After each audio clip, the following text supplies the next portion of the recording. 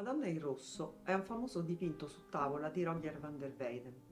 L'opera è meglio nota come Madonna Duran, dal nome del collezionista che nel 1930 la donò al Museo del Prado di Madrid. Realizzata dal pittore fiammingo tra il 1430 e il 1440, deve la sua notorietà, oltre che al forte impatto estetico, anche ad una iconografia particolarmente originale, che riscuoterà grande successo, tant'è che ne furono realizzate molte copie. Tutto appare molto realistico, grazie anche alla tecnica utilizzata da Van der Weyden, che fa apparire le figure quasi tridimensionali, dando la sensazione che esse prendano vita. La Madonna e il bambino non hanno aureole che denotino la loro sacralità.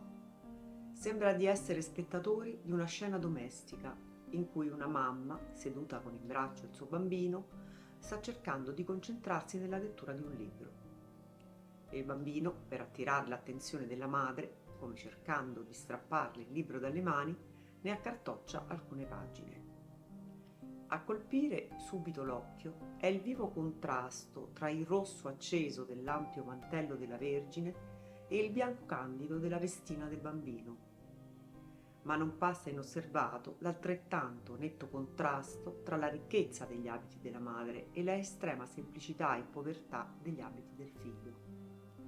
E proprio questo contrasto tra i colori e la foggia degli abiti dei due personaggi, insieme ad altri particolari di cui vi dirò, ci introducono in un'altra dimensione, ci aprono ad un'altra lettura più trascendente e ricca di simbolismo. La Vergine dunque ha uno splendido abito rosso porpora, colore tipico della regalità.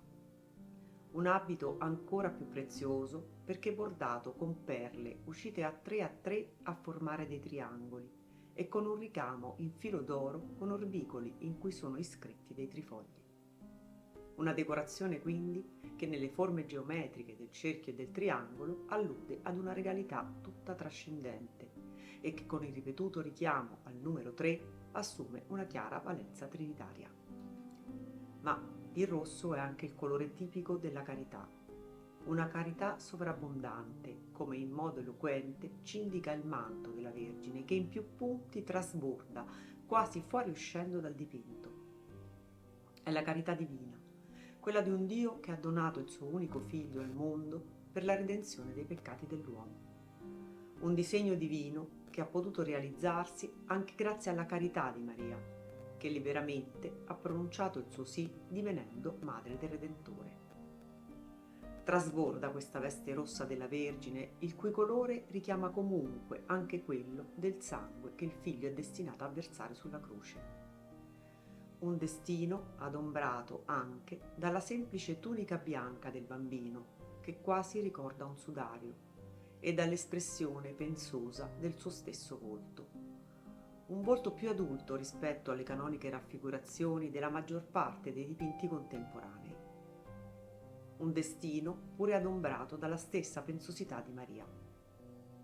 Ecco dunque che all'apparenza di una scena domestica, in cui si stagliano una madre e un bambino perfettamente incarnati, veri, si affianca la divinità, sottolineata anche dalla posizione spaziale.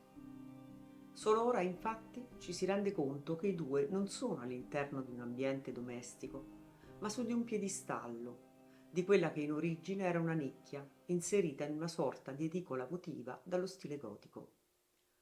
Una edicola nella cui parte alta, tra i trafori dell'architettura, si staglia un angelo in volo, che reca tra le mani una corona tempestata di perle e pietre preziose ed adornata con gigli, evidente simbolo di purezza.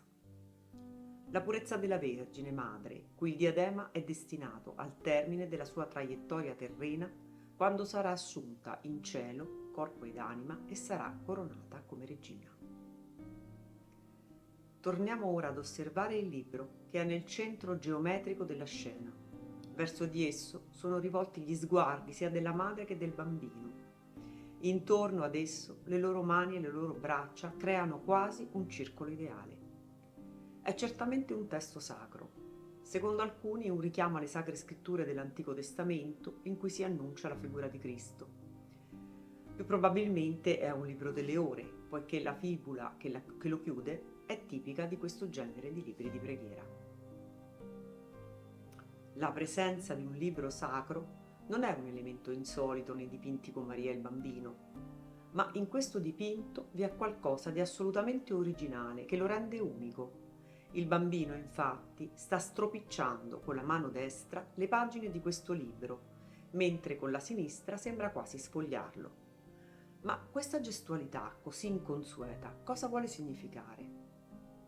È stato di recente sostenuto che il libro sia una Bibbia e che il bambino stia con la mano sinistra sfogliandola all'indietro per andare alla pagina di Genesi 3 in cui si narra della caduta dei progenitori, così anticipando la sua stessa missione redentrice.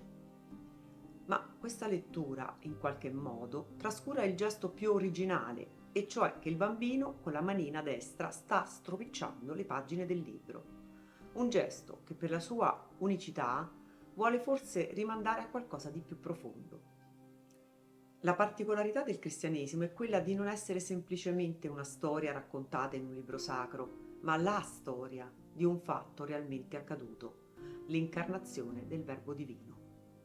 La parola si è fatta carne, si è resa visibile, è entrata nella storia con le sembianze di un bambino vero, nato da una donna vera. Ed allora sembra quasi che il bambino del dipinto di Van der Weyden non solo voglia fisicamente attrarre l'attenzione della madre sottraendole il libro, ma voglia anche dirle che ora che lui è lì, presente, in carne ed ossa, non c'è bisogno di leggere quel libro. Un richiamo quindi a superare l'umana distrazione per avvertire accanto a sé, nella quotidianità, la presenza viva di Gesù. A me quelle pagine ripiegate fanno anche pensare a Gesù ripiegato su se stesso nell'orto del Getsemani, all'inizio della sua passione, quasi come un ulteriore elemento simbolico del futuro sacrificio di redenzione di quel bambino.